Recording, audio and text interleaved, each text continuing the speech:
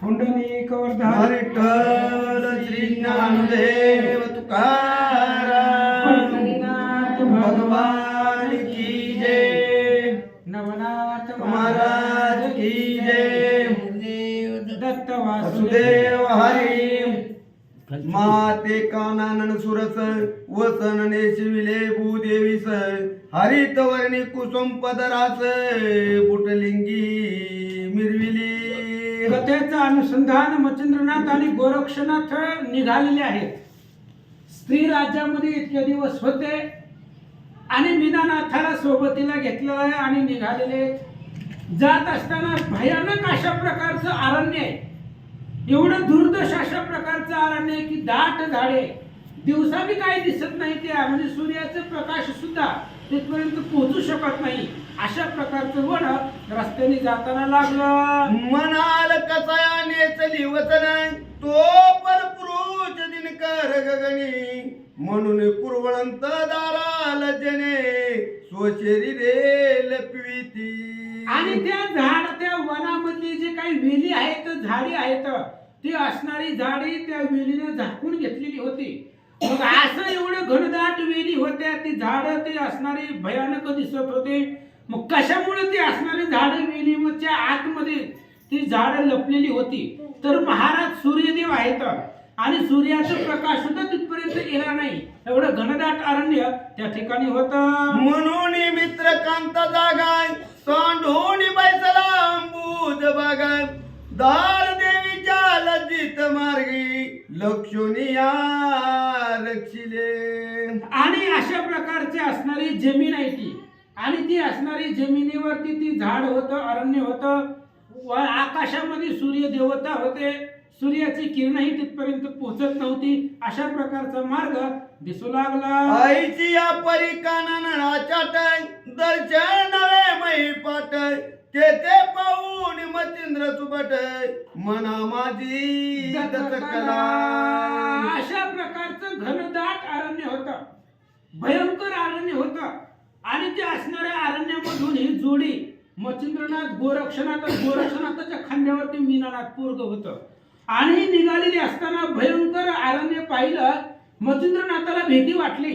ते अरण्य पाहून मनामध्ये दचकले का दचकली परी कवन आरती कनक वीट जे होती भस्म जोडित तस्कर कोणी आरतील तिथे म्हणून चित्ती विस्मित. आणि मच्छिंद्रनाथांना भीती वाटू लागली. या वनामध्ये जर चोर असली तर सोन्याची आणलेली मिठाई ना झोळीमध्ये, त्याच्यामुळं जर चोर आपल्या इथं आले आणि चोरांनी जर आपल्याला मारून किंवा आपल्यापासून जर सोन्याची वीट नेली तर मग काय करायचं, त्याचं दुःख त्यांच्या मनामध्ये होतं. किंवा चोराची भीती मच्छिंद्रनाथांना वाटू लागले.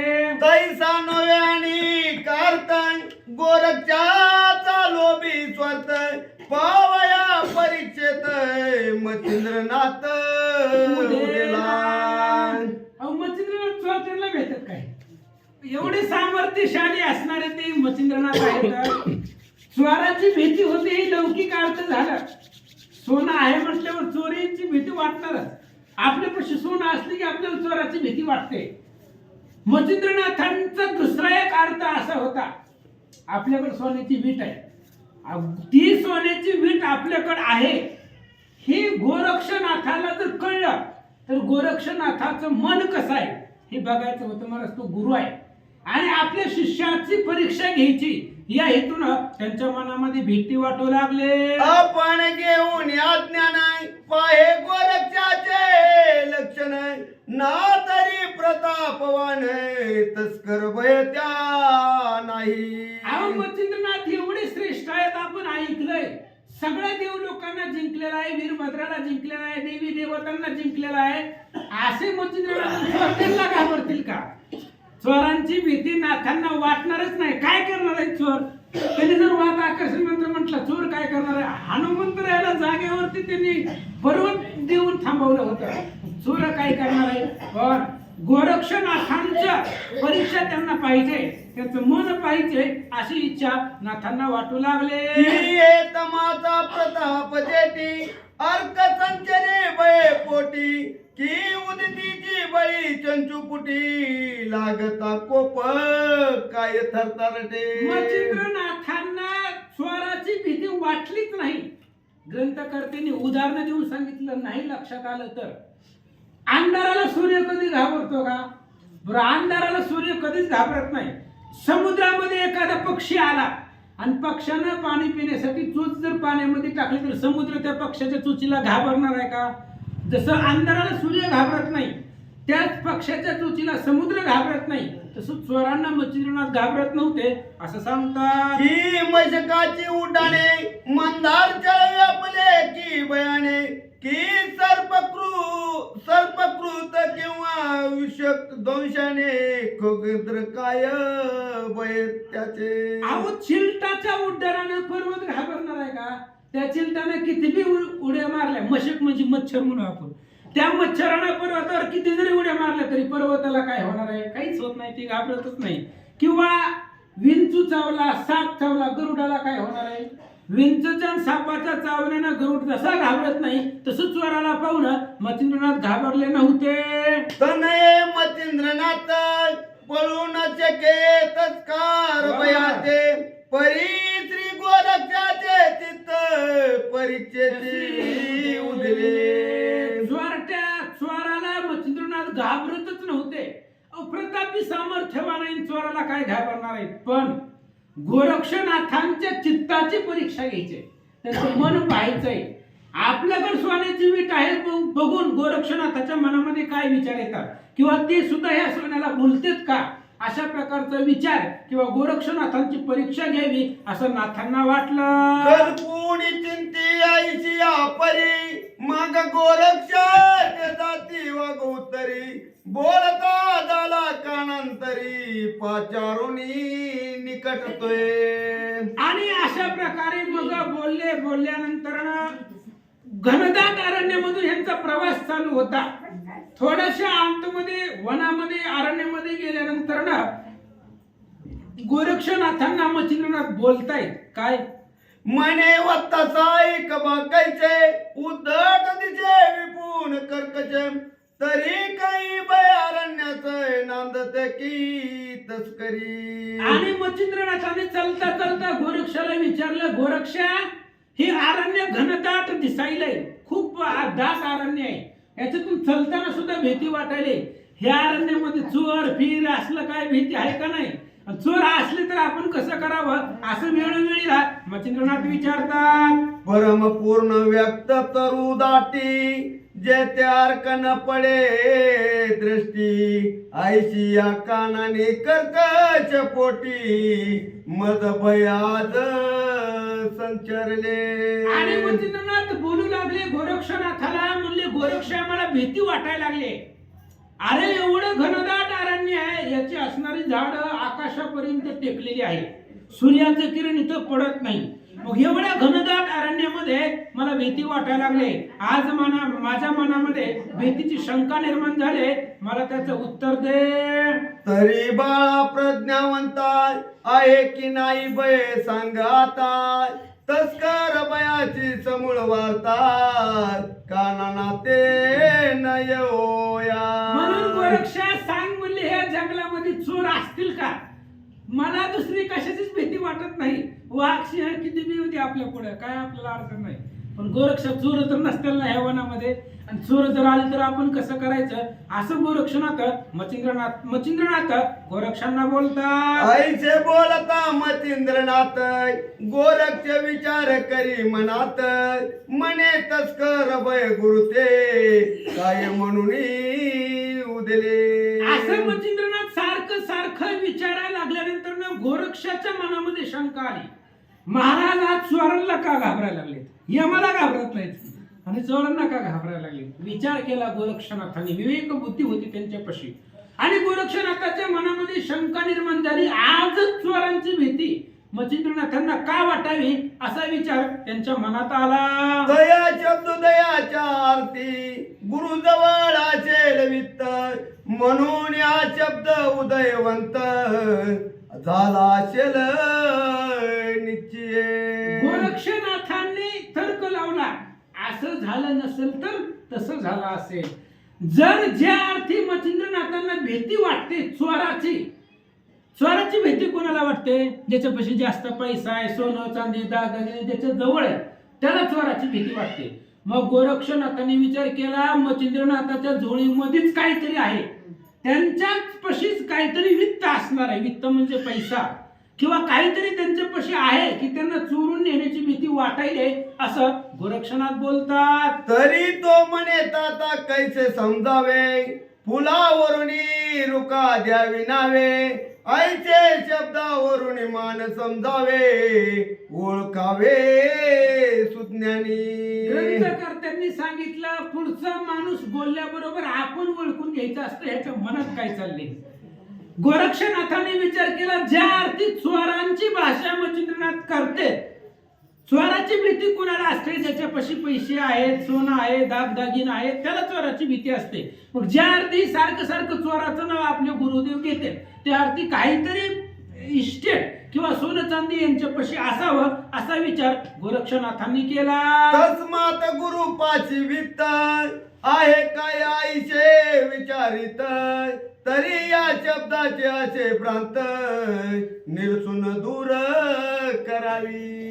विचार केला गोरक्षनाथांनी, बघा आता ह्यांच्यापाशी काहीतरी वित्त आहे मच्छिंद्रनाथापाशी, म्हणून सारखं सारखं आपल्याला चोराचं विचारताय, तर आता आपण ह्यांच्यापासून जी काही आहे, जी कशाची यांना भीती आहे, ती भीती मुळापासून खंडून टाकू, असा विचार मनामध्ये केला.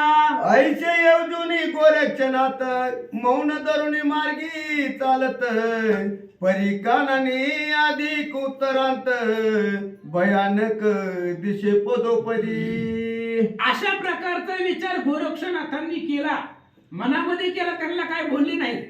आणि पुढे जर निघाले, तिघ जण पुढे निघालेले आहेत, आणि जसं जसं पाऊल उचलल तसं तसं घनदाट अरण्य होतं, भयंकर अरण्य होतं. मग असे वर्णन केलं त्या अरण्याचं, जंगलाचं, की सूर्याची किरणही पडत नव्हती, घनदाट होती, जाण्यासाठी रस्ताही नव्हता.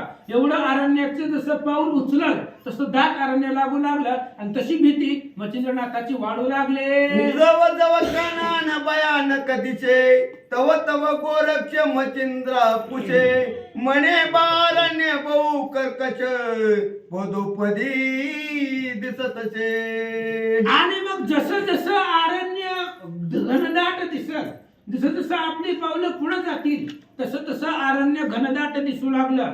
आणि त्या त्या वेळेला गोरक्षनाथांना मच्छिंद्रनाथ विचारतायत, गोरक्षा, या वनामध्ये चोरांची भीती आहे का नाही मला सांग. तरी तस्कर भय येते आहे की नाही सांग माते, परी गोरक्ष उत्तराते काहीच तयाते नदी. आणि जसं जसं अरण्य घनदाट लागेल तसं तसं मच्छिंद्रनाथ गोरक्षनाथांना विचारू लागले, पण गोरक्षनाथ काहीच बोलत नव्हते, त्यांना उत्तरच दिलं नाही. आधी झोळी महाराजांची चेक केली पाहिजे, आपल्याला त्याच्यामध्ये काय आहे बघितलं पाहिजे, म्हणून कुठल्याच प्रकारचं काहीच उत्तर त्यांना दिलं नाही. जैसा विश्वमित्र समर्थ मकरक्षणा त्या श्रीरामार्ती, स्तविता त्याने दशरथे परी उत्तर न देई काहीच. मच्छिंद्रनाथ बोलत होते, विचारत होते, सांग गोरक्षा, या वनामध्ये चोरांची भीती आहे का. गोरक्षनाथ आपलं चलत होते, त्यांना प्रत्युत्तर दिलं नाही. जसं कसं रामायणामध्ये बालकांडाच्या 7व्या 8व्या अध्यायामध्ये विश्वामित्रा बरोबर राम लक्ष्मण निघाले होते यज्ञाच्या संरक्षणासाठी, आणि विश्वामित्र भगवंताची स्तुती करत होते, पण रामचंद्र उत्तर देत नव्हते. त्या पद्धतीने गोरक्षनाथ करू लागले. त्याची न्यायाने गोरक्ष मौन धरुणी गमतचे सुंपंतावणी, तो पुढे चालता देखील आपणी संचाळपणी तिरावले. त्याच पद्धतीने गोरक्षानं मौन धरलेलं होतं, आणि तसंच मच्छिंद्रनाथाच्या सोबतीला निघालेले होते. थोडेसे आतमध्ये वनामध्ये गेल्यानंतर ना ती विश्रांतीसाठी त्या एका ठिकाणी जागेवरती थांबले.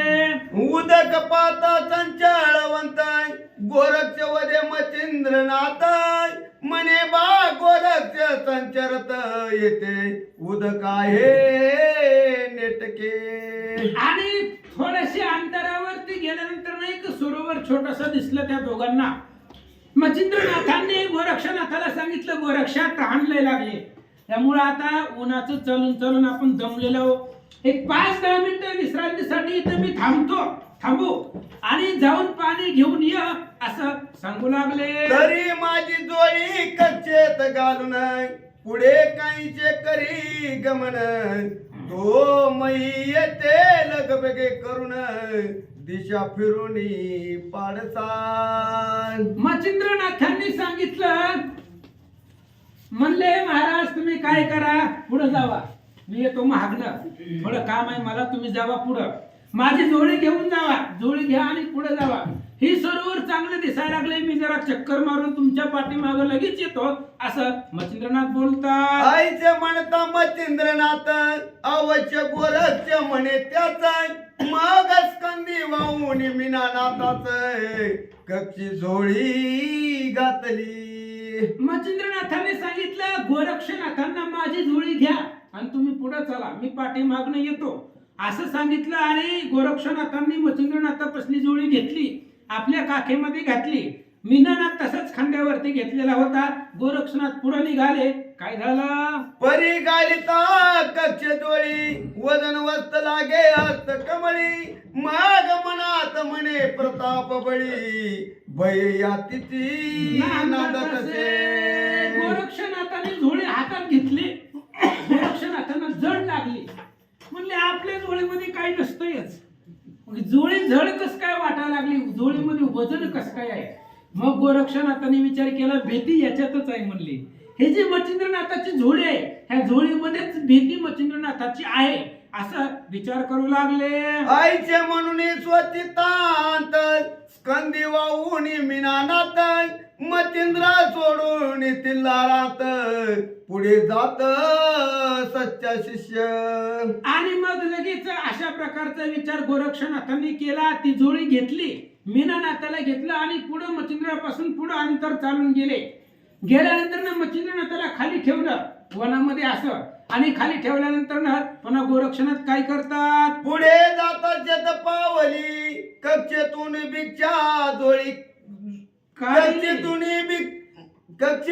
भिक्षा जोळी काढली, त्यात पाता देखील विट उत्तम हटकाची. आणि 100 पावलं मच्छिंद्रनाथापासून पुढे आले गोरक्षनाथ. थोड्याशा अंतरावरती गेल्यानंतर ना ती काखेमधली झोळी गोरक्षनाथांनी काढली. वज कशाचं लागायला ह्या झोळीमध्ये, म्हणून ती झोळी काढली आणि झोळी उघडून पाहिली तर त्या झोळीमध्ये सोन्याची वीट होती. आणि ती सोन्याची वीट गोरक्षनाथांनी पाहिले. पाहता तिद्र ठिकाण कविट म्हणे की पुका ब्याल मच्छिंद्रनाथ सुबट, माग दाट लक्षुनी तृण अपाट जुगारेली वीट त्या माझी. आणि मग ती वीट पाहिली गोरक्षनाथांनी.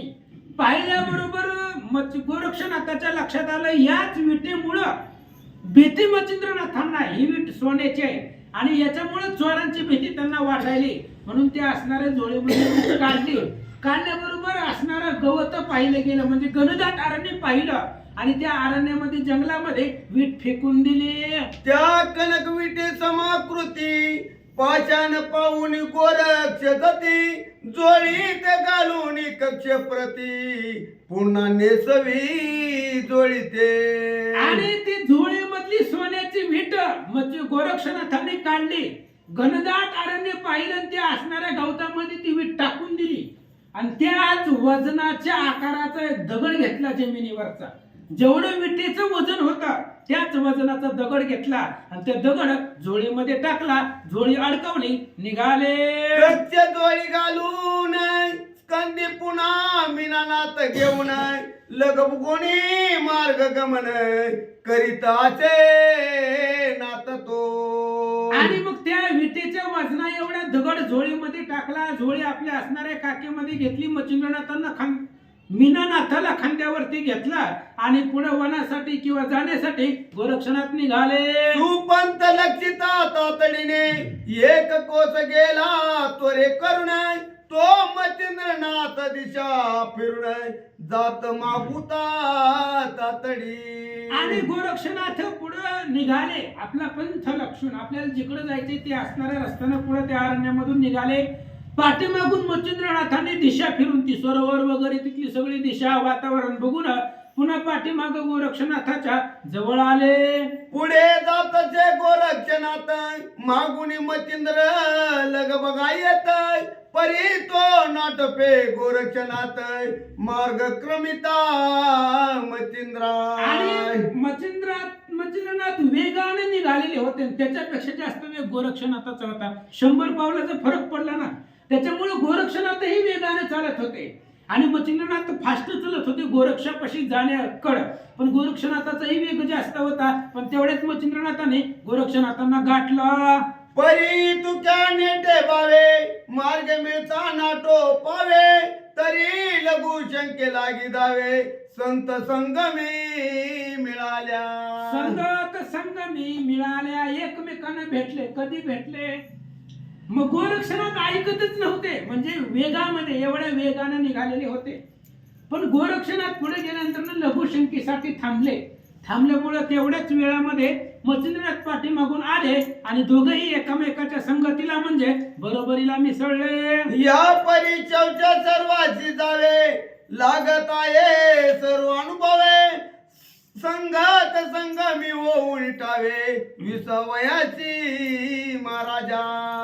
आणि मग अशा पद्धतीने लघुशंक ही सगळ्यांनाच लागते म्हणून ते असणारे गोरक्षनाथ थांबले होते.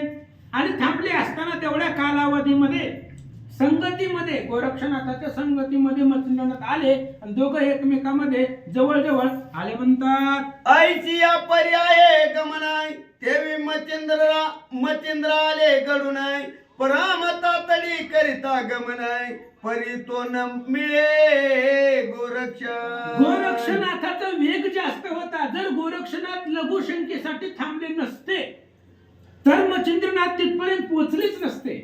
पण आता लघुशंका आहे ती सार्वजनिक क्रिया सगळ्यांना लागत असते म्हणून गोरक्षनाथ थांबले आणि तेवढ्या वेळामध्ये मच्छिंद्रनाथ पुढे आले आणि एकमेकांना भेटले. आईचे परी गोरक्ष नंदनाय पुढे चालला सुपंत पंताने मार्ग सुपंताने. आईचे परी गोरक्ष नंदनाय पुढे चालत सुपंत पंताने मार्ग काढला दीड योजने जाणून खून अंतरीची. अशा पद्धतीने गोरक्षनाथ निघालेले होते. पाठीमागून मच्छिंद्रनाथ आल्यानंतर ना पुन्हा 1.5 योजन मार्ग म्हणजे एकमेकांच्या भेटीसाठी किंवा एकमेकांना भेटण्यासाठी 1.5 योजनाचा जो काही अंतराचा मार्ग आहे तो मार्ग त्यामध्ये निघून गेला. अवतट देखील तरू गोरक्ष पाये दृष्टी परू मनात मने वावे तिरू येऊ द्यावे नाताशी. आणि मग 1.5 योजन अंतर गेल्यानंतर ना गेल्याबरोबर गोरक्षनाथाने विचार केला थोडं थांबू झाडाखाली. आणि थांबल्यानंतर मच्छिंद्रनाथ आपले गुरुवर्य पाठीमागून येतील म्हणून ते असणाऱ्या विश्रांतीसाठी गोरक्षनाथ थांबले. श्री गुरुपाली कृष्णाय नमः श्री दत्तात्रय प्रभो नमः चक्रपाणी प्रभो नमः श्री गोविंद प्रभो नमः सर्वज्ञ श्री चक्रधर स्वामी नमः. आईचे परी गोरक्ष नंदन पुढे चालेला सुपंत पंताने मार्ग काढिला 1.5 योजना जाणून खून अंतरीची. तो अवचट देखील तरू गोरक्ष पाय दृष्टी परो मनात मने व्हावे तिरू येऊ द्यावे नाताची. अशा पद्धतीने 1.5 योजन अंतर मार्ग क्रमल्यानंतर मार्ग गेल्यानंतर पुन्हा एक झाड सविस्तर विस्ताराचं झाड पाहिलेलं होतं मोठं.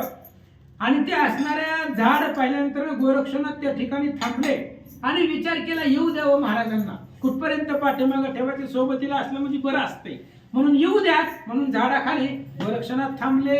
आईचे योजनी स्वतितात पाहता झाला उंबर धरू दे तो त्या ठाई पोखरणी अद्भुत वाम तीर्थ देखील झाड त्यांनी पाहिलेलं होतं आणि ते असणाऱ्या झाडाच्या पोखरीमध्ये तीर्थ असणारं पाणी वाहत असलेलं गोरक्षनाथांनी पाहिलं. मग जोळी काढली कक्षेतून स्कंदीचा उतरविला मनात मीन मग अंबू पात्र करी कवळून पोकर्णीत उतरलाय. आणि मग अशा प्रकारचं असणाऱ्या त्या झाडामध्ये त्यांनी पाणी पाहिलेलं होतं आणि मग जोळीमधून त्यांनी भांड काढलं आणि ते असणाऱ्या तिथलं तीर्थ ते असणाऱ्या भांड्यामध्ये घेतलं. काय करतात? सारोनी आपुले स्नान अंगी भस्म केली लेपन उपरी आपुली निम सारून घातले स्नान मीन नाताय. आणि ते आपल्या जे काही असणारं स्नान करण्याचं वाटी तांबे जी असेल मच्छिंद्रनाथांनी झोळीतनं काढला. त्या झाडाच्या पोखरणीमध्ये त्यांना तीर्थ पाणी असलेलं दिसलं. त्या पाण्यानं स्वतः स्नान केलं. मीननाथाला नाव घातलं. काय करतात? तो मार्गावणी मच्छिंद्रनाथ ती तातडीने आले तेथ स्नान करून येता स्थिता नित्य कर्म सारिले. आणि थांबल्यामुळे मच्छिंद्रनाथ पाठीमागून आल्याबरोबर त्यांनीही स्नान केलं. पाणी होतं उंबराच्या झाडामध्ये.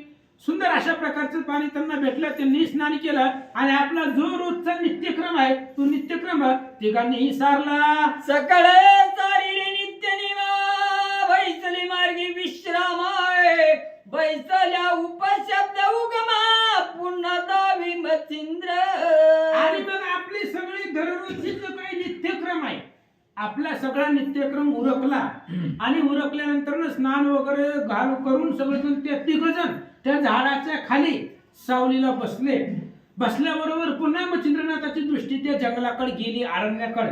आणि पुन्हा गोरक्षनाथांना काय विचारतात? मने बारी गोरक्षनाथ कर्कशरण्य येतपर्यंत आपणा लागली भयानक वता पुढे लागले ऐशाची. आणि गोरक्षनाथांना विचारू लागले मच्छिंद्रनाथ. म्हणले गोरक्षा आपण एवढ्या भयानक जंगलामधून अरण्यामधून आलोय, पुढे मी असंच अरण्य असेल का एवढंच भयानक दाट? अशा प्रकारे विचारल्यानंतर ना गोरक्षनाथ काय उत्तर देतात? याहुनी पुढे अधिक काय मच्छिंद्र म्हणे काही बया काननी आहे के. आणि त्यावेळेस गोरक्षनाथाने विचारलं महाराज पुढे कशाची भीती वाटायला तुम्हाला? काय आहे पुढं? घनदाट अरण्य पाठीमागे जसं आपण आलो तसंच पुढे असणार आहे. अशा प्रकारे विचारल्याबरोबर गोरक्ष म्हणे वाकुत्तर की महाराजा सदा जड परडरे होता जो जडर थुर मागे राहिला हे जी. आणि मग अशा मच्छिंद्रनाथांनी विचारल्याबरोबर गोरक्षनाथांनी उत्तर दिलं महाराज जोपर्यंत आपल्यापाशी जड वस्तू आपल्यापाशी झोळीमध्ये होती तोपर्यंत भीती मनामध्ये होती. पण आता भीती जी तुमच्या मनातली भीती आहे ती भीती मागच राहिली आहे असं गोरक्षनाथ बोलतात. आता नाही डरकायचं स्वस्त असावे काय वाचाय मागे राहिला बाबसाचा जड डराचा महाराज. गोरक्षनाथांनी सांगितलं महाराज म्हणले ज्याची भीती तुम्हाला होती ती भीती पाठीमागे राहिली. म्हणले आता पुढे काही भीती नाही आपल्याला. जी भीती होती ती मागे संपली. म्हणले आता पुढे कशाचीही चिंता नाही, भीती नाही असं गोरक्षनाथ बोलतात. तरी आता कृपा देई आपणापाशी डर नाही मग भय कायचे कानना प्रवाही जड असल्या चाट. गोरक्षनाथांनी सांगितलं महाराज आपल्या पशीच जड वस्तू आतापर्यंत होती म्हणून भीती होती तुमच्या मनामध्ये. पण आता कुठल्याही प्रकारचं आपल्यापाशी जड अशा प्रकारची वस्तू नाही.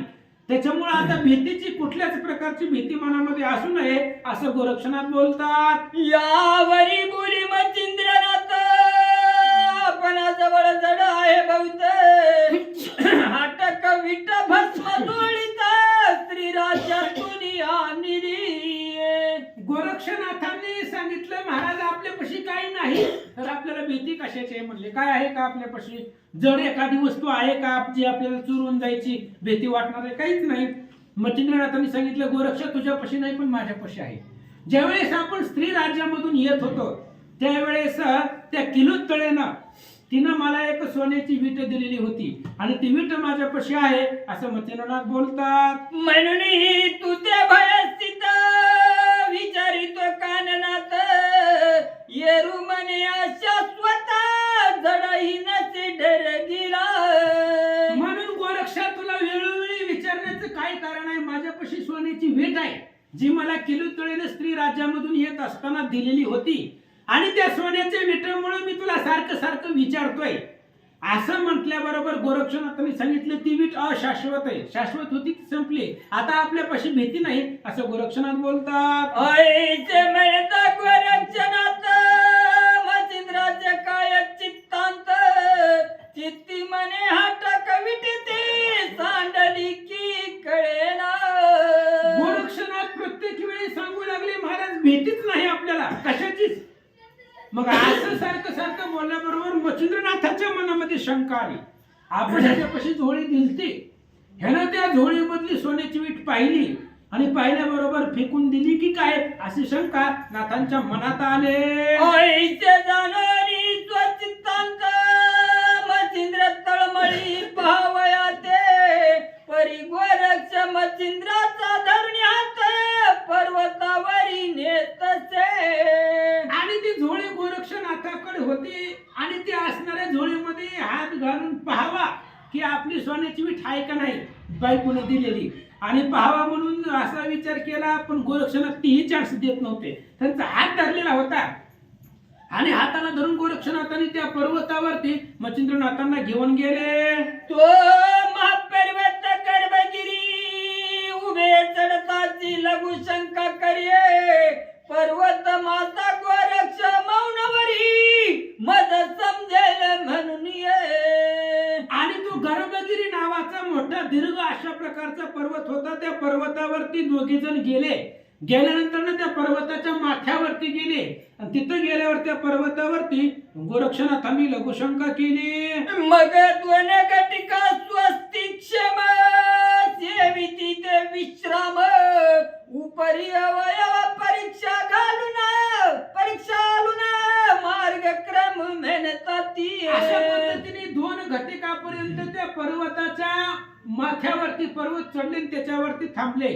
थांबल्याबरोबर थोडस त्यांनी असणारी पाणी घेतलं, तोंड वगैरे त्यांनी धुतलं, गुळणा केला आणि पुढच्या प्रवासासाठी निघाले. ज्याचे त्याने वस्त्रभूषण अंगी केले परिधान आपुल्याला झुळ्या घेऊन कक्षड काऊनी बांधिती. तिथे गेल्यानंतर थोड्या वेळ थांबले, स्नान केलेलं होतं. आपापली जी कपडे होती ती आपापली कपडे त्यांनी घातली गेली आणि आपापल्या झोळ्या सुद्धा आपापल्याकडे घेतल्या. गोरक्षनाथांनी घेतली, मच्छिंद्रनाथाची झोळी त्यांनी घेतली, आपापल्या काखेमध्ये अडकवले आणि पुढे निघाले. तो मच्छिंद्रा पुली घेऊन झोळी विकासुनी पाय नेत्र कमळे तो कनकनसे पाशा नवळी झोळी माझी नांदतसे. आणि मग मच्छिंद्रनाथाची झोळी त्यांच्याकडे आल्याबरोबर त्यांनी झोळी उघडली आणि उघडली झोळीत हात घातला आणि ती असणारी वीट सोन्याची काढावी म्हणून काढली. बघितले तर ती वीट नव्हती, दगड होता. त्याच आकाराचा तेवढ्याच वजनाचा दगड झोळीमध्ये पाहिला. मच्छिंद्रनाथांना राग आला. ते पाहणी मच्छिंद्रनाथ धरणीवरी अंग टाकीत म्हणून आरंभात कनक वीट गेली म्हणून. आणि ज्यावेळेस झोळीमध्ये दगड पाहिला गेला त्यावेळेस मच्छिंद्रनाथांना खूप दुःख वाटू लागलं. जमिनीवरती गडबड त्याच पर्वतावरती तिथे लोळू लागले. माझी असणारी सोन्याची वीट ह्या गोरक्षनाथांनी फेकून दिली किंवा कुठे गेली माहित नाही आणि त्या असणाऱ्या विटीसाठी नाथ रडू लागले. मच्छिंद्र बोली क्रोधी करुण तू आटा केली रे माझे धन तू होते ओझे काय धरून झाली होती तयाची. आणि मच्छिंद्रनाथांना भयंकर राग आला. गोरक्षनाथांना बोलू लागले, तुला काय या विटाचं एवढं काय ओझं झालं होतं?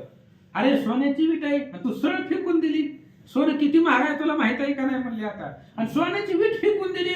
अरे किती सांभाळून मी आणलेली होती आणि तुला काय तेवढं त्या विटेचं वजन झालं होतं असं मच्छिंद्रनाथ बोलतात. आता काय करू गोटी पुरी पाहू भांगर परमयत्नी विचूनी शरीर हाटका आणले होते म्या.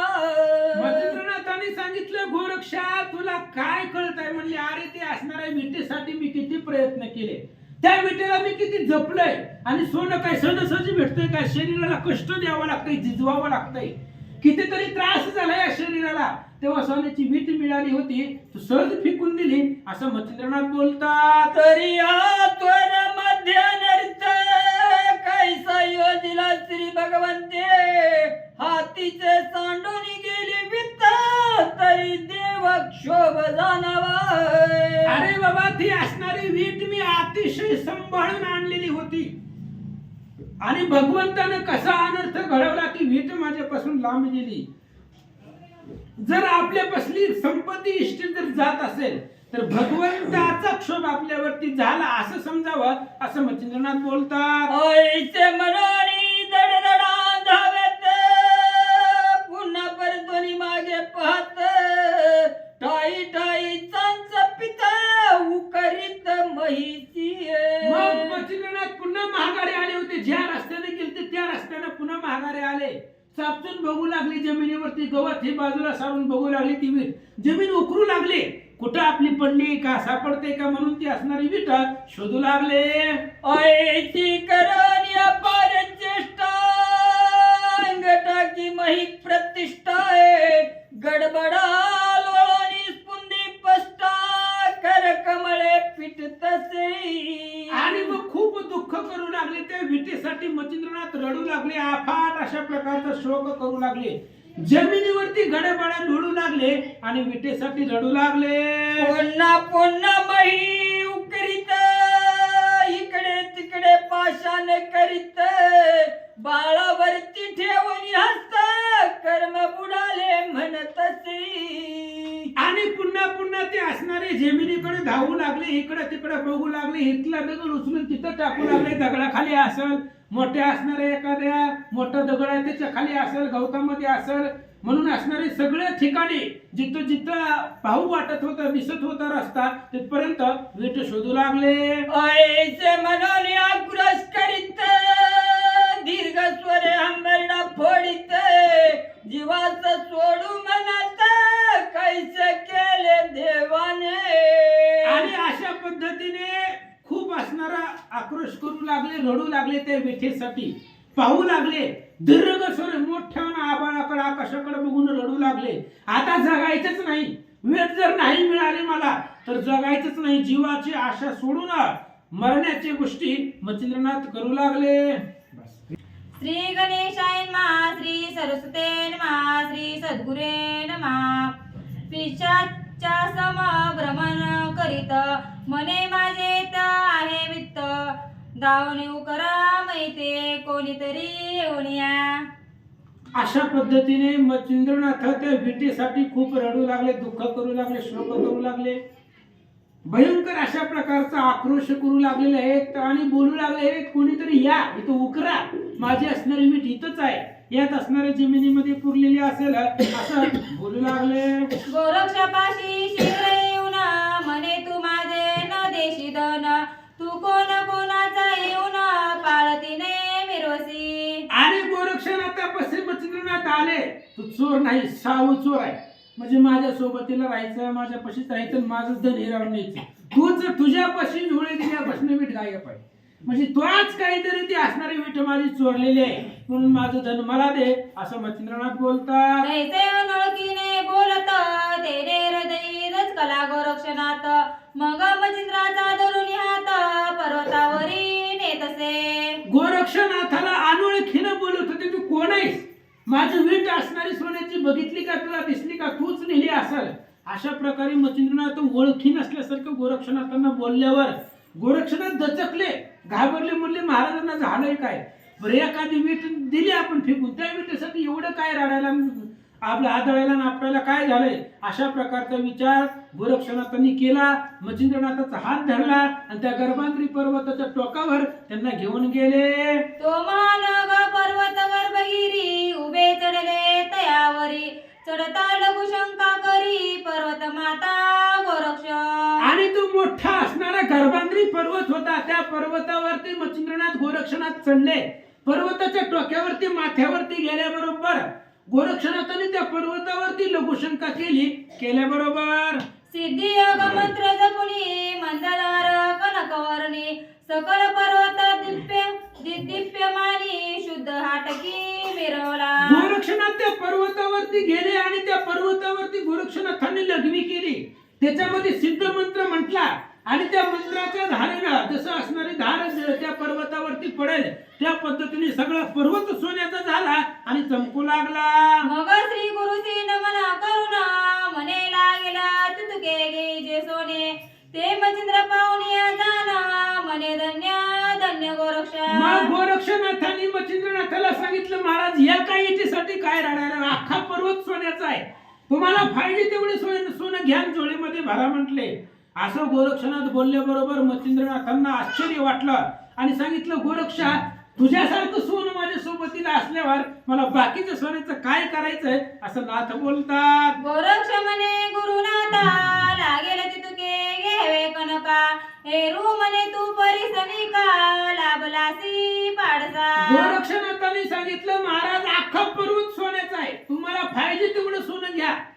मच्छिंद्रनाथांनी सांगितलं गोरक्षा अरे तुझ्यासारखं परीस आहे माझ्यापाशी, परीस जर सोबतीला नेलं आणि कुठल्या बी लोखंडाला स्पर्श केला की सोनं होतं, त्यामुळे तुझ्यासारखं परीस मला सोबतीला असताना त्या सोन्याची काय गरज आहे असं मच्छिंद्रनाथ बोलतात. मगर देई धरुणी गोरक्षनाथ म्हणे बाधन्य आहे ससूत सकळ सिद्धीचे माहेर युक्त हो निजगी मिरोसी. आणि मग ज्या वेळेस अख्खा गर्भांद्री पर्वत सोन्याचा करून दाखवला त्यावेळेस मच्छिंद्रनाथांनी गोरक्षनाथाला आपल्या हृदयाला लावलं, दृढ अशा प्रकारचं आलिंगन दिलं आणि सांगितलं तू माझा पक्का शिष्य आहे आणि सर्व सिद्धी मंत्रामध्ये प्रवीण आहे असं मच्छिंद्रनाथ बोलतात. मग मी ऐसा परिस टाकून काय करू भार सुवर्ण उत्तम निधना लागी सांडून वल्ली रसा का पाहावे. आणि मग मी अशा प्रकारचा तुझ्यासारखा परीस सोडून हे सोन्याला घेऊन काय करू, बरं मी सोनं मला लागतं तेवढं घेतलं, किती दिवस चालणार आहे, आज ना उद्या सोनं संपणारच आहे. पुन्हा तुझ्यासारखा परीस जर माझ्यापाशी असेल तर मला या सोन्याची काय गरज आहे.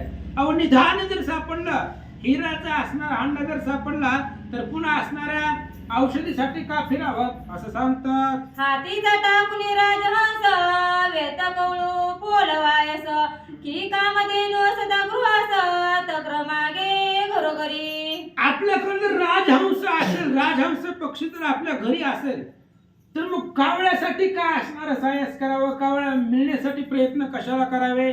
जर कामधेनु गाय घरामध्ये असेल, कामधेनु म्हणजे मनातली कामना पूर्ण करणारी गाय, ती जर घरामध्ये असेल तर ताक मागण्यासाठी घरोघर हिंडावं का तसं मच्छिंद्रनाथ बोलतात. देवे निधी निधी लाभल्या हाती किमर्थ शोधा किमया युक्ती चिंतामणीची असता वस्ती चिंता करावे कासे ते.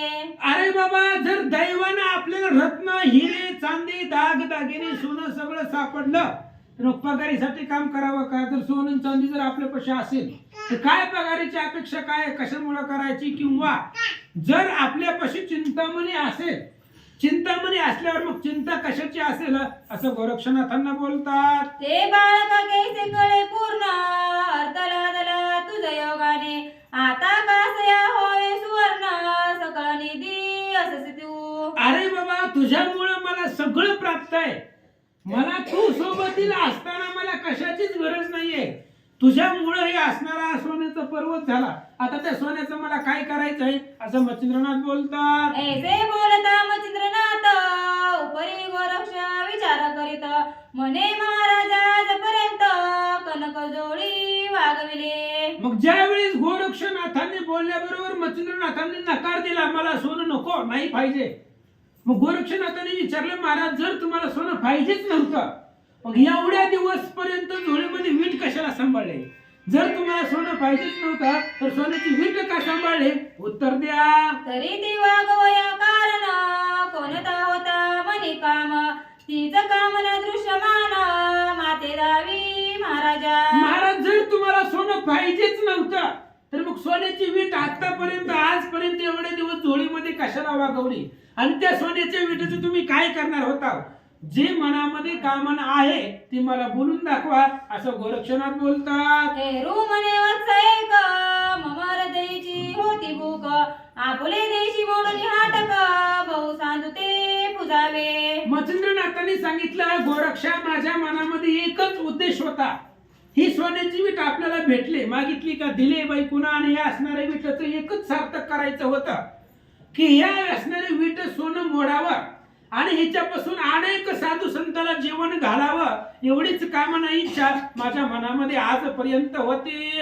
तया हाटकाचे करून यांना मिळवावे अपार संत जन भंडारा करावा ऐसे मन कामना ते वेदले. गोरक्षा माझ्या मनामध्ये असं होतं ही असणारी सोन्याची वीट आहे, ह्या सोन्याची वीट मोडून त्याच्यापासून अन्न तयार करावा भंडारा जेवण्यासाठी मोठा असणारा अन्न कक्ष अन्नाचं भांडार उभं करावं आणि प्रत्येक साधू संताला सज्जन लोकांना जीव घालावं एवढीच इच्छा माझ्या मनात होती. तुकाची अर्थ होता चित्ती म्हणून वागविले हाटका प्रती यावरी बोले गोरक्ष जाती तरी ही कामना फेडेल मी. आणि गोरक्षा माझ्या मनामध्ये एवढीच इच्छा होती की साधू संताला जेवण घालावं, दुसरी कामना माझ्या मनामध्ये नव्हती.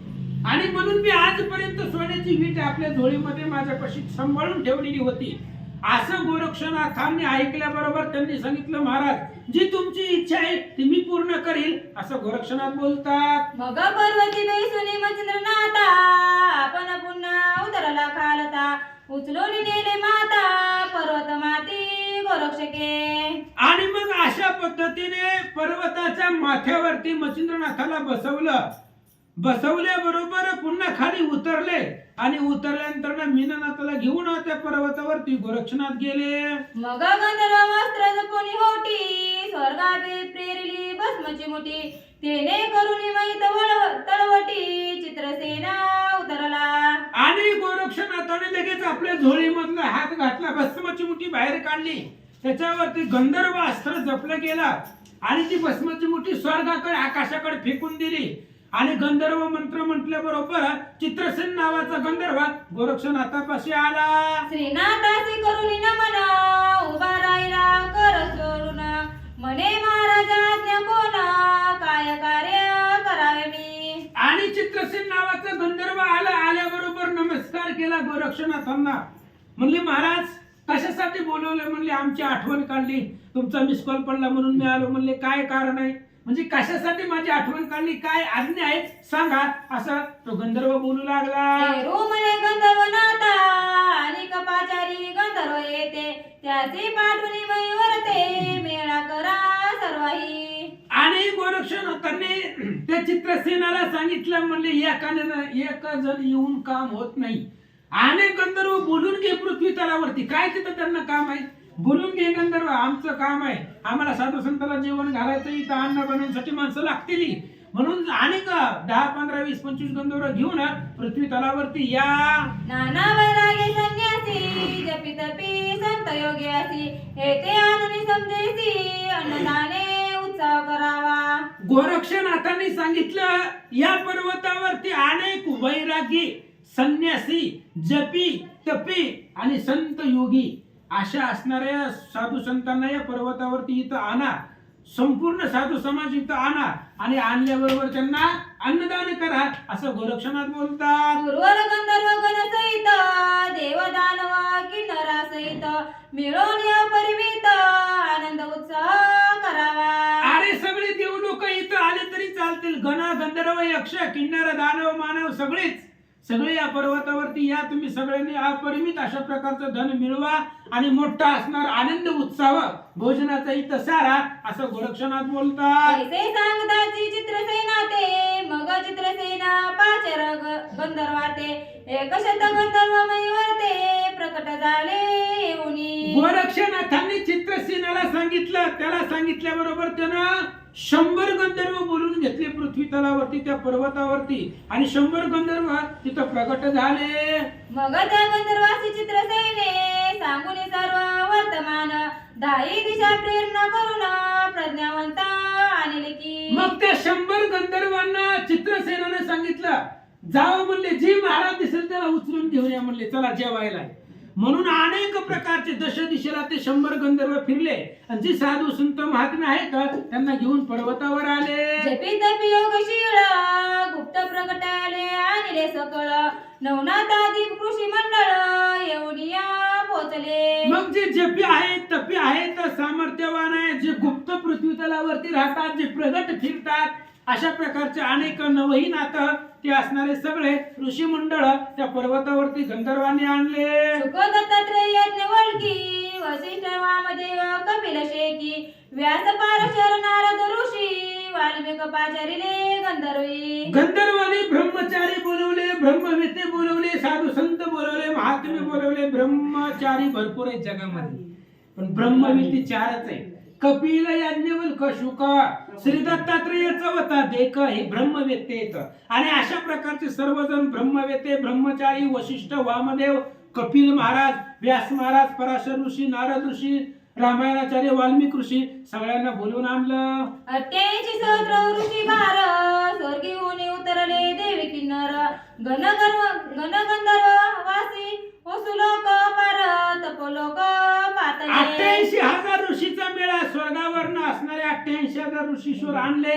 स्वर्गामधले देव, किन्नर, गण, गंधर्व, यक्ष, वसुलोक सगळे तपोलोक जी स्वर्गामध्ये राहतात त्या सगळ्यांना घेऊन आले. श्री गणेशाय नमः, श्री सरस्वते नमः, श्री रामचंद्राय नमः. आई से बोलता मचिंद्रनाथ गद गद हासे गोरक्ष सुत म्हणे महाराजा प्रज्ञावंत सकळ तुम्ही प्रगटला. आई से बोलवणी वाघ उत्तरी माथा ठेवी चरणावरी म्हणे महाराजा स्वशरीरी स्वस्थ आपण असावे. अष्ट सिद्धी आणि मा गरिमा प्राप्ती प्रकाम्य आणि महिमा वशित ईश्वित्व 8वी प्रतिमा सिद्धी लागी पाचारा. असं म्हणले असणाऱ्या गोरक्षनाथांनी म्हणले त्या ठिकाणी असणाऱ्या मच्छिंद्रनाथाला सांगितलं. म्हणले महाराज कशाची काळजी करू नका, म्हणले तुम्हाला काळजी करायची बी काय गरज नाही, आणि केली तर म्हणले म्हातारपणी काय करून करणार, एका जागेवर बसून बडबड ती आनंद ती फुकट कालवा. म्हणले निवांत तुम्ही गप्पी बसा म्हणले असणाऱ्या आपल्या जी म्हणले असणाऱ्या अष्ट महासिद्धी आहे ती म्हणले सगळ्याला म्हणले त्या ठिकाणी पाचारण करतो आणि सगळं कार्य करून घेतो. पाचारिले अष्टजणी येऊनी लागल्या गोरक्ष चरणी मनाते आज्ञा करा स्वामी कामने सह अर्थाते. मग असं असणाऱ्या म्हणजे त्या अष्टसिद्धीला म्हणले असणाऱ्या गोरक्षनाथांनी पाचारण केल्याबरोबर असणाऱ्या त्या प्रगट झाल्या, समोर आल्या, हात जोडल्या. म्हणले महाराज काय काम आहे म्हणले आज बोलविलंय आम्हाला. तवा असणाऱ्या म्हणले गोरक्षनाथांनी त्या असणाऱ्या सिद्धीला काय सांगितलं. ये रुमने व प्रिय भामिनी तृप्त करावे मंडळी लागोनी षड्रस अन्न रुची करुणी संतुष्ट सर्व करावे. असं म्हणले त्या अष्टसिद्धीने म्हणले असणाऱ्या गोरक्षनाथाला हात जोडून विचारलं. म्हणले महाराज काय काम आहे आज म्हणले आम्हाला बोलविलंय. तवा असणाऱ्या त्या गोरक्षनाथांनी सांगितलं. तर समोर दिसत नाही ना म्हणले जत्रा भरलेली, म्हणजे किती गबळ आलंय आणि किती लोक आहे ती. ह्यांना म्हणले षड्रस अन्नाचं पंचपक्वान्नाचं म्हणले असणारं भोजन द्यायचंय असं असणाऱ्या गोरक्षनाथांनी सांगितलं. मग तेथ अवश्य मनोनी सिद्धी वेचिता झाल्या आपुल्या बुद्धी अन्न निर्मिले पर्वत मांदी षड्रसाती पक्वान्ने. मग असं म्हणले त्या ठिकाणी ही असणाऱ्या सिद्धीला म्हणले काम सांगितल्यानंतर आता सिद्धीला काय अवघड आहे त्या ठिकाणी असणाऱ्या प्रत्येक सिद्धीने म्हणले त्या ठिकाणी आपलं असणारं म्हणले डोकं चाललं. म्हणले कोण अन्न तयार करतंय, कोण वाढतंय, कोण सगळ्याचं म्हणले सेवा करतंय, कोण पाणी देतंय, असं सगळ्यांनी विचार केला. आणि म्हणले असणारं तिथं पर्वतासारखं म्हणले असणाऱ्या अन्नाचं ढिगारं म्हणले निर्माण केलं. आयशा सिद्धी योजिल्या कामा याच परिसर समार्जन आराम सप्तही सत्व्या निमुनी उत्तम मही पवित्र करीतसे. मग असणाऱ्या ह्या 8 असणाऱ्या सिद्धीला म्हणले त्यांनी ही असणाऱ्या भोजनाची म्हणले अन्न तयार बी करा आणि वाढावी म्हणून असणारं सांगितलं. मग त्या 7 वेळा म्हणले असणारं बोलविलं आणि त्यांना सांगितलं. म्हणले असणाऱ्या दारात सडा रांगोळी म्हणले इथं सगळं लोक जेवायला म्हणले असणार म्हणले व्यवस्थित करा. तरी त्या सप्तही सतव्या कोण त्यांची ऐका नाम अभिधाने आणि तया ते काय कामाने निरोपिले विधीने. असं म्हणले ही आपणाऱ्या म्हणले 7 कोण कोणत्या ते म्हणले त्यांची मी म्हणले आपणारी नावं सांगतो आणि आपणाऱ्या ब्रह्मदेवानी म्हणले ह्यांना आपणारा कशासाठी म्हणले त्या ठिकाणी निर्माण केलं ती बी म्हणले आपणारा कारण सांगतो. तरी त्या उत्पत्ती स्थानी जन्म काळा जाऊनी लक्षवे यांनी बाळा विधी अक्षरी लिहिली भाळा वाचुनी पाहती सटव्या. मग आपणाऱ्या ब्रह्मदेवानी ह्यांना आपणारा म्हणले त्या ठिकाणी निर्माण केलेलं होतं. एखादा म्हणले आपणारं बाळ म्हणले त्या ठिकाणी आपणारं जन्माला आलेलं असतं आणि ब्रह्मदेवानी म्हणले त्याच्या कपाळावर म्हणले असणारी काही अक्षर म्हणले त्या ठिकाणी लिहिलेले असतात.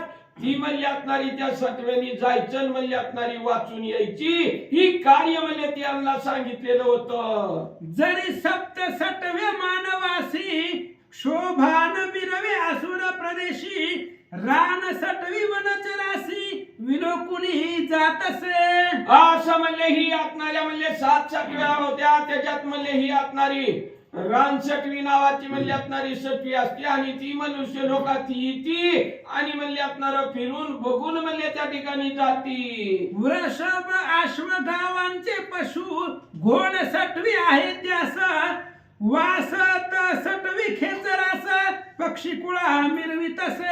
मग आपणारी त्या ठिकाणी ही आपणाऱ्या रानसटवीला निरळ काम घोडसटवी तिने म्हणले असणाऱ्या पगाच्या रानातली गावातली म्हणले असणार घोड गाढव अशा असणाऱ्या प्राण्याला बघायचं खेचर शक्तीनं म्हणले त्या असणाऱ्या अशा प्रत्येक म्हणले असणाऱ्या सटवीला म्हणले त्या ठिकाणी काम नेमून दिलेली होती. आंबुधा सटवी जळचरात सबुधा सटवी उदळी जात आयशिया कामी सटव्या 7 कमलोद भवे निर्मिल्या. अंबुदा नावाची म्हणले जी असणारी सटवे तिला म्हणले असणारी जलचर म्हणजे ही असणारी पाण्यात राहणारी म्हणले जी असणारे प्राणी आहेत त्यांच्या म्हणले असणाऱ्या कपाळावर ब्रह्मदेवाने काय लिहिले ती म्हणले असणार तिने जायचं आणि बघून यायचं. अजून एक राहिलेली साबुदा नावाची म्हणली असणारी सटवी होती तिला बी म्हणली असणार काही त्या ठिकाणी असणार कार्य लावलेलं होतं. त्या 7ही परिचारिका सडा समार्जन करीती निका या परिवाडने आनंद दूधिका जळ देवता आराधिल्या. असं म्हणले त्या 7 सटव्याला म्हणले असणार दारात सडा समार्जन करण्याचं म्हणले असणार कार्य म्हणले सांगितलेलं होतं आणि म्हणले असणाऱ्या वाढायला म्हणले असणाऱ्या जळ देवता म्हणले त्या ठिकाणी बोलवलेल्या होत्या. कुमारी धनदा नंदा विमला लक्ष्मी विख्यात प्रबळा ज्ञान मंगळा नववी समर्थ देवता बाळा ह्या नवही वाढीती सकळाते. आता म्हणले ही असणाऱ्या जळ देवता म्हणले त्या ठिकाणी म्हणले कोणकोणत्या त्याची नाव ह्यानं वाचून लावली. आता डबल कशात सांगायची ती गंधर्वे करावे पाचारणे समाचार घ्यावा अष्ट वसुने चौकी द्यावी भैरवाने अष्टदिशा अष्टांनी. असं म्हणले त्या ठिकाणी असणाऱ्या गंधर्वांनी म्हणले असणार काही म्हणले इकडं तिकडं जेवला का कुणी राहिले का बघावं अष्टवसूला अष्टदिशाला म्हणले त्या ठिकाणी पाचारण करावं भैरवनाथांनी बी म्हणले असणारे त्या ठिकाणी लक्ष द्यावं असं प्रत्येक दैवताला म्हणले काम सांगितलेलं होतं. उपरी चर वसुने कर पल्लवी सकळासी दक्षिणा द्यावी मचिंद्र करीत आधवी प्रदक्षिणा भावार्थे. मग असं म्हणजे त्या ठिकाणी असणाऱ्या सगळ्याला सगळी कामं निवडून दिलेली होती आणि जेवण झाल्यावर म्हणले असणाऱ्या उपरीचर वसुनी म्हणले असणाऱ्या त्या ठिकाणी प्रत्येकाला पानाचा विडा जीवन उन्हाचा हाताने म्हणले असणार दक्षिणा त्या ठिकाणी द्यायची सांगितलेली होती. चित्रसेन गंधर्वपती तांबूल देत असे सर्वांप्रती आणि तीर्थजे गंगा भागीरथी तोयवाडी सर्वाते. मग त्या ठिकाणी ही असणारा चित्रसेन गंधर्व त्या ठिकाणी पहिल्यांदा बोलीला म्हणले त्या ठिकाणी त्याला सगळं म्हणले असणार बघायला लावलेलं होतं. ही असणाऱ्या गंगा भागीरथीचं म्हणले असणार पाणी तिथं आणलेलं होतं आणि ते तीर्थ म्हणून म्हणले सगळ्याला द्यायला लावलेलं होतं. या परी अष्टोत्तर शततीर्थ पाणी वाहती समर्थे आणि उचलण्या उचिष्ट पात्राते ऐशी कामे करिताती. असं म्हणले त्या ठिकाणी ही असणार म्हणले म्हणले सगळं अष्टोत्तर म्हणले असणारी जी तीर्थ आहे ती म्हणले ती तीर्थाला सगळ्या तीर्थातली म्हणले असणारी दैवत आहे ती त्यांना म्हणले ही असणार पाणी वाढायचं म्हणले असणार उचललेल्या त्या राहिलेल्या पत्रवाळ्या उचलायचं अशी कामं प्रत्येकाला नेमून दिलेली होती. महानुभाव जो उमापती अति आदरे स्वपंक्ती अप्सरा किन्नर गायन करीती नारदादी येऊनिया. मग असं असणारे म्हणले कैलासाचे पती म्हणले असणारे महादेव म्हणले त्या ठिकाणी पंक्तीला बसल्यानंतर त्याच्या पशी म्हणले असणार गण गंधर्व गायन नारदा सगट सगळी येऊन म्हणले असणारी करीत होती. आईसे नेम नेमोनिया कामा दिदले आईसे कार्य उगमा आनंद उत्सव होत सुकर्मा सर्वानंद हेलावे. असं म्हणले असणाऱ्या प्रत्येक दैवताला म्हणले त्या ठिकाणी आपापलं कार्य म्हणले करायचं म्हणले गोरक्षनाथांनी सांगितलेलं होतं. त्याच्यामुळं कमी पडलं आणि ही राहिला आणि ह्यालाही दिलं नाही. असणार लय काल वाचतो बघा लागला मला काय ती गिफ्ट मला दिलं नाही तिला तोंड बघून दिलं याचा तर टप्पूर उठतो इतका काल वाचतोय. तसं ही तर म्हणले सगळ्याला त्या ठिकाणी असणारी कामं निमून दिलेली होती. मग राहिला म्हणायचं कामच नव्हतं सगळं आनंदित म्हणले त्या ठिकाणी असणारं वातावरण चाललेलं होतं. आईसी होत आनंद स्थिती परी गहिनी आठवला गोरक्ष चित्ती मग येऊन या मचिंद्र प्रती बोलता झाला प्राज्ञिक. किती बी माणसं हुशार असू द्या देव असू द्या माणसं असू द्या कुठलं बी दैवत असू द्या कुठलं बी कार्य करताना जवळच एखादा तरी माणूस राहतच. देवाकडून राहते मग आपल्याकडून राहते त्याचं काय म्हणले विचार करायचा एवढा. सगळी म्हणले लोक बोलली होती सगळी दैवत आली सगळं नाथ आलं पण असणाऱ्या गोरक्षनाथाला वाटलं माझा गहिनी नाथ राहिलाच म्हणून असणाऱ्या मच्छिंद्रनाथाजवळ आलं काय बोलू लागलं. हे महाराजा गुरुनाथा प्राणी मात्र आले समर्था परिकर्दम पुतळा गहिनीनाथा येथे आणावा वाटते. मग असणाऱ्या गोरक्षनाथांनी मच्छिंद्रनाथापाशी गेला म्हणले महाराज माझ्याकडून एखादं राहिलेलं तरी म्हणले असणार राहू दे पण तुम्ही तरी म्हणायचं का नाही गहिनीनाथ राहिला आपला. अहो म्हणले असणाऱ्या असं मला वाटतंय की माझा म्हणले त्या ठिकाणी कर्दम चिखलापासून म्हणले पुतळा तयार करून म्हणले जिवंत केलेल्या गहिनीनाथाला इथं मला आणावं असं वाटतंय. आईसे मोहक ऐकोनी वचनात म्हणे गंधर्व पाठवून कोतिंगे सहित मधु ब्राह्मण बाळासह आणावा. मग त्या ठिकाणी असं गोरक्षनाथांनी सांगितलं बरोबर मच्छिंद्रनाथा म्हणल्या आता उशीर कशाला आताच म्हणले एका असणाऱ्या म्हणले त्या ठिकाणी म्हणले गंधर्वाला पाठवतो आणि तो मधु ब्राह्मण असणारी कोणती का त्याची बायको आणि ती गहिनीनाथ तिघाला बी म्हणले असणाऱ्या गंधर्वाला पाठवून म्हणले आताच घेऊन येतो. मग चित्रसेना सांगोनी व्रतांत पत्र लिहिले मधु विप्राते सुलोचन गंधर्वाची उपुणी हस्ते कनकगिरीसी पाठविला. मग त्या असणाऱ्या मच्छिंद्रनाथांनी म्हणले एक असणाऱ्या त्या मधु ब्राह्मणाला म्हणले असणारं पत्र लिहिलं आणि चित्रसेन नावाचा म्हणले असणारा गंधर्व आपला बोलीला त्याच्या हाती म्हणले ते असणारं पत्र दिलं त्या गंधर्वाला कनकगिरी नगरीच्या ठिकाणी पाठवलं. गंधर्व जावणी कनकगिरीसी भेटोणी कोतिंगे मधु विप्रासी मग आनंद उत्सव वृत्तांतासी निवेदिले सकळ तेथे. असा म्हणले तो असणारा चित्रसेन नावाचा गंधर्व म्हणले ते असणारं पत्र घेतलं कनकगिरी नावाच्या असणाऱ्या गावाच्या ठिकाणी जाऊन पोचलं आणि तिथं म्हणले असणाऱ्या मधुबामनाच्या घरी गेलं ते पत्र दिलं हातात म्हणले पत्र पडल्यावर त्यांनी वाचून बघितलं आणि तिघाला बी म्हणले त्या असणाऱ्या त्या मधुबामनाला आणि त्या स्तुती केला अतिशय म्हणले असणारा आनंद झाला. मग पत्र देऊनी त्या हाती वाचोनी पाहि विप्रमूर्ती पाचार नाही मज कुशल शक्ती मजकुर शक्ती ध्याना लागी संचरली. असं म्हणले त्या चित्रसेन गंधर्वानं म्हणले हातामध्ये म्हणले असणारं पत्र त्या ठिकाणी दिलेलं होतं.